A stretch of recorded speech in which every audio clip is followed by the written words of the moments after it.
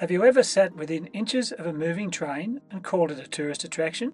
Crawled through a Viet Cong tunnel system? Been offered bullfrog soup for dinner?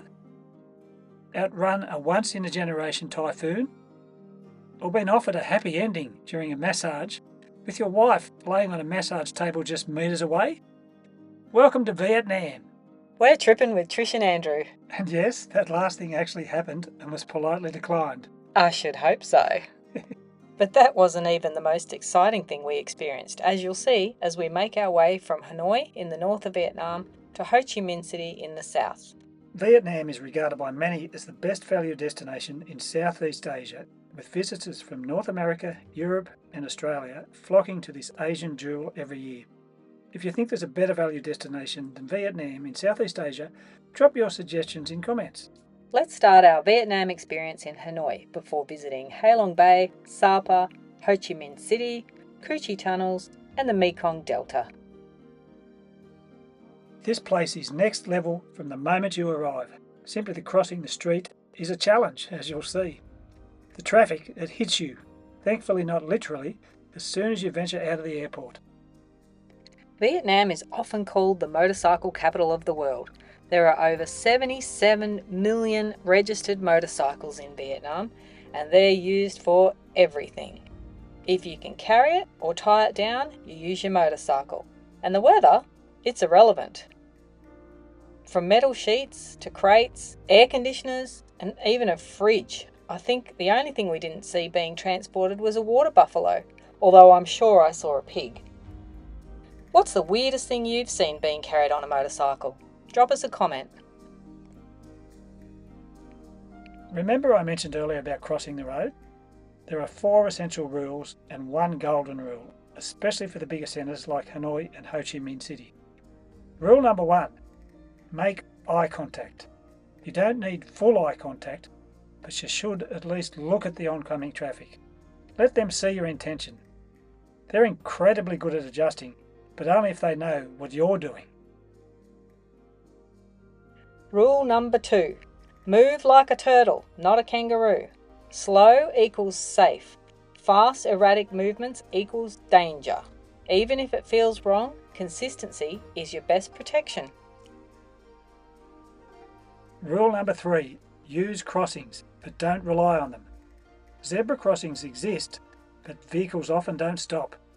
Traffic lights help, but turning scooters, they may still come through. Rule number 4, use the shield technique. If you're unsure, walk beside a local or cross in a small group. There's safety in numbers and locals instinctively know the rhythm. And the golden rule, be predictable. The biggest mistake tourists make is hesitating instead of walking slowly and steadily. Don't stop suddenly and definitely don't run. Motorbike riders will flow around you like water around a rock. Vietnamese traffic has evolved into a fluid system. Riders expect pedestrians, they just expect them to be predictable.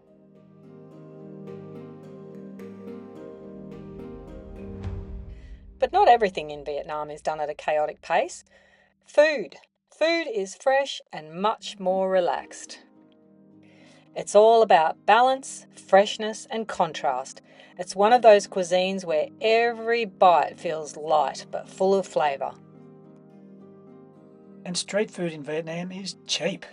But the real value, which we'll cover later, is learning how to cook it yourself. So what can you expect to pay for that street food? Let's just say a $2 street food meal might be the best thing you eat all year. But before we sample some, let's get back to that balance, freshness and contrast. Vietnamese cooking is built around a harmony of sweet, sour, salty, bitter. You'll often taste all 4 in a single dish. Nothing is too heavy or overpowering. And remember we mentioned how cheap the food is? It's ridiculously cheap. One of the best value food scenes in the world. Have you found a destination you think rivals Vietnam? If you have, drop us a comment. We're sure our viewers will love the tip. But we started wondering what actually goes into making this stuff. So instead of just eating it, we decided to try something different. we signed up for a Vietnamese cooking class. So this is where it all begins, the local market. There are herbs everywhere, things we've never seen before, and absolutely no idea what any of it is. Our instructor is picking things up like it's second nature. Meanwhile, we're just nodding. Apparently, the secret to Vietnamese food is balance. Sweet, sour, salty, fresh. Which sounds great in theory, until you're the one trying to balance it. All more people planting the rye. The from rye we got steamed rye. For normal. From rye we got a muesli. From rye we got a noodle.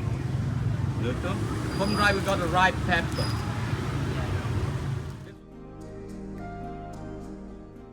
Fast forward to the kitchen and things get real. There's chopping. A lot of chopping.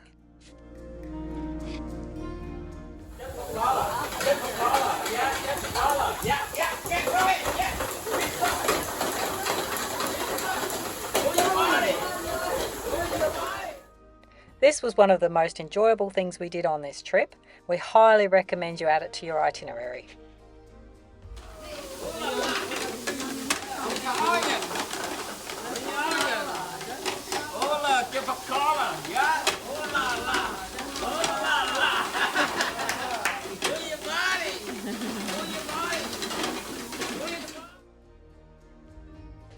And then comes the moment of truth. We try what we made. And honestly, it's not too bad. Not quite street food level, but we'll take it. Now we just need to figure out how to make it for $1. Drop us a comment if you've tried any of these dishes.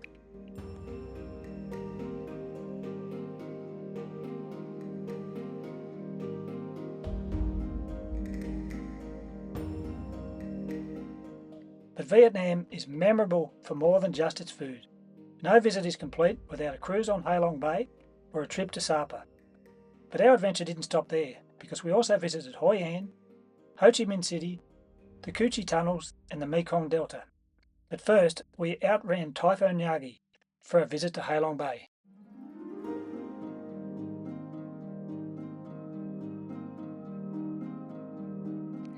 Halong Bay is one of the most famous views in all of Vietnam. It's made up of thousands of limestone islands rising out of the water. It looks unreal online, but we wanted to know, is it actually worth it in real life? So we spent 48 hours cruising the bay to find out.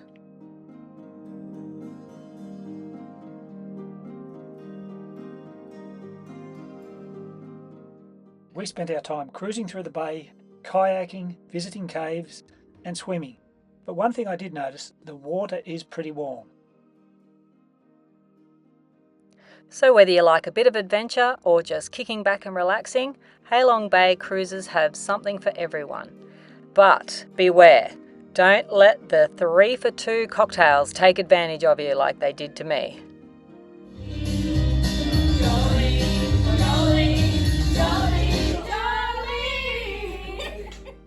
Oh God, that's just mortifying.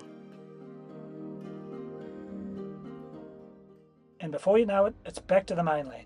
But the fun doesn't stop here, with a complete change of pace on its way as we make our way to Sapa.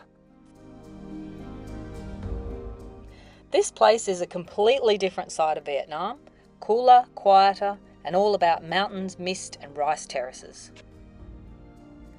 Take a walk through the villages scattered throughout the valley, but be warned, don't give money to anyone trying to sell you things, because let me tell you, they will follow you for kilometres and kilometres until you cave. Trish, that's not actually correct. Even when you do cave, they keep following. Yes, in fairness, Andrew, it wasn't me that caved. You can watch the locals as they go about their day and then head back to Sapa for a bit of nightlife. There really is a big contrast here. The villages at the bottom of the valley appear to be stuck in the 18th century, whilst at the top of the hill, it's all bright lights. Oh, it's almost like the Vegas of Vietnam.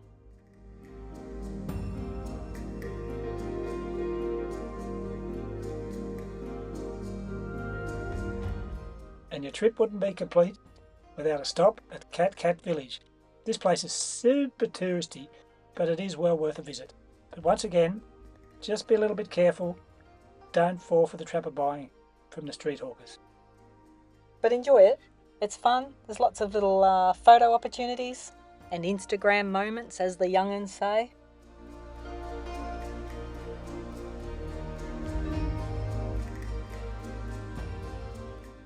Next up, we made our way to Fancipan by cable car, and they're not my favourite mode of transport.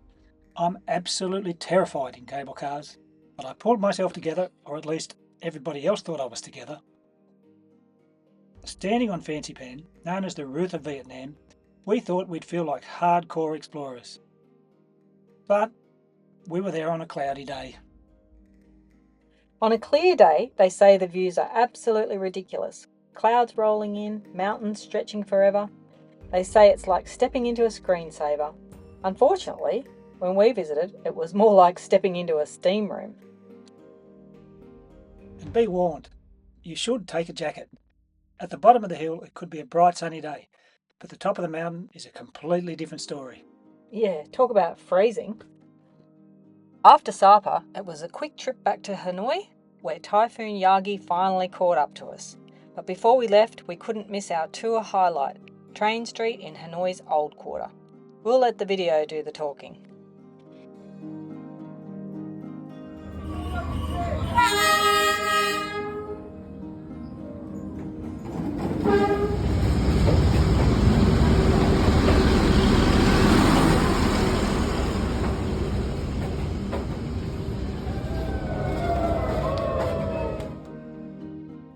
A once-in-a-generation storm, Typhoon Yagi rolled into Hanoi, and let's just say, this wasn't your average rainy day.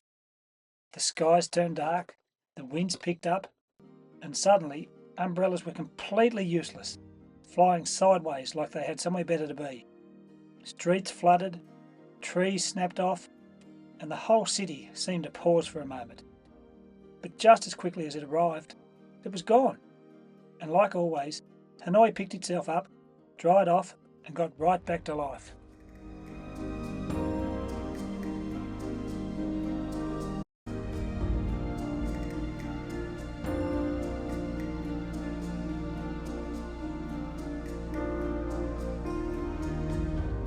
HoiAn, absolutely beautiful. But guess what? We were so busy getting our dresses and shirts tailor-made that we forgot to actually get any video footage. Our apologies. But Trish, we did get some footage. We went on a lantern boat ride of a night time, where we did this environmentally friendly thing of lighting up some lanterns and sending them adrift. Yep, that's it.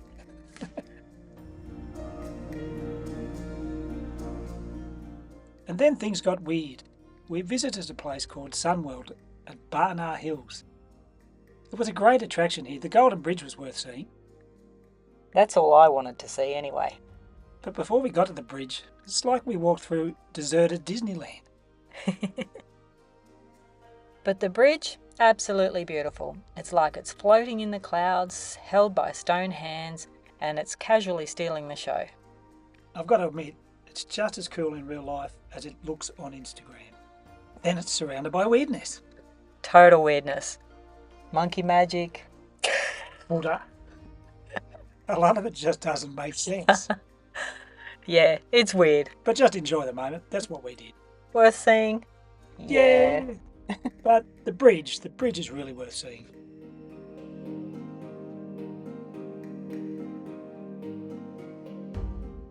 After Barnard Hills, we returned to a little bit like normal Vietnam and visited Hue, which was once the imperial capital of Vietnam. This place is packed with history, temples, and seriously impressive architecture. We wandered through the ancient imperial city, imagining what royal life must have been like. When we were there, it was calm, cultural, and a complete contrast to the chaos of the big cities. Perfect for slowing things down, even if just for a day.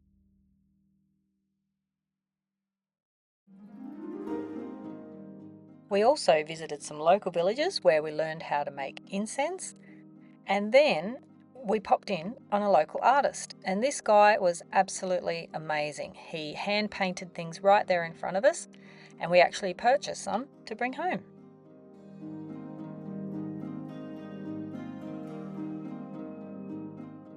Next up, we made our way to Ho Chi Minh City, where we visited the Independence Palace, the Cu Chi tunnels, and enjoyed a lot more street food.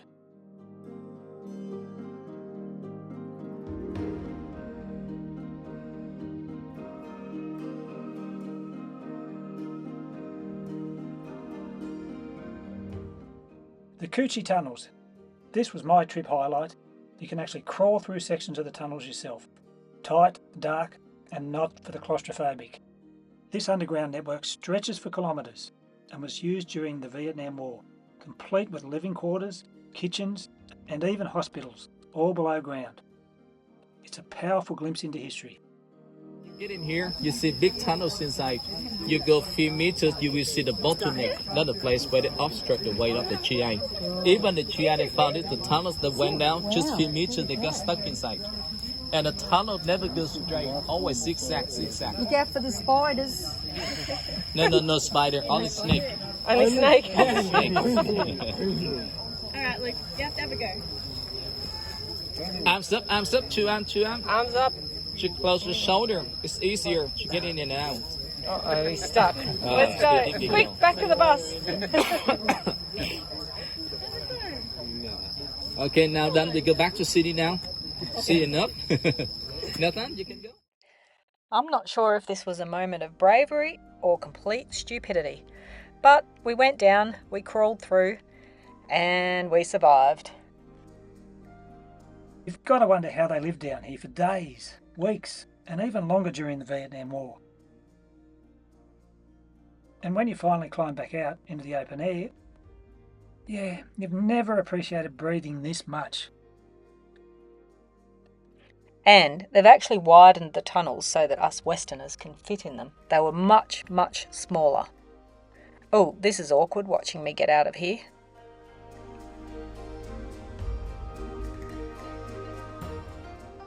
Often called Halong Bay on land, we next visited Ninh Binh. We're heading into Tam Coc, where the best way to explore is by boat. You sit back as locals row along the river, most impressively, sometimes with their feet. You'll glide past towering limestone cliffs and bright green rice fields. Then come the caves, low, dark, and just close enough to make you duck as you drift through. If you're looking for that slow, postcard Vietnam moment, this is it.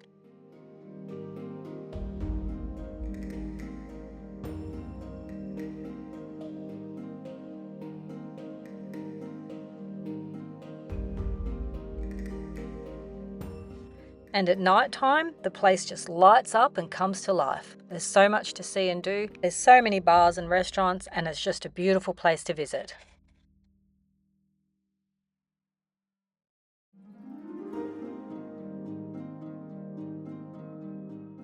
Our final stop was the Mekong River, the lifeblood of southern Vietnam. In the Mekong Delta, everything revolves around the water. Roads are optional, but boats are essential. You'll see floating markets, homes on stilts, and locals navigating narrow canals like it's second nature. And you'll get up close and personal with a very friendly snake.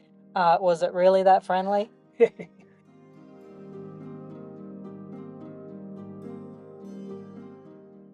And make sure you try the snake wine.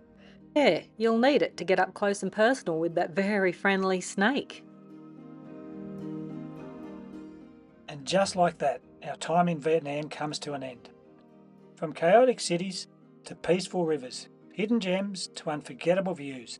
It's been a journey we won't forget anytime soon. If you've enjoyed coming along with us, make sure to like, subscribe, and follow our adventures, because there's plenty more to come. And until next time, Keep tripping.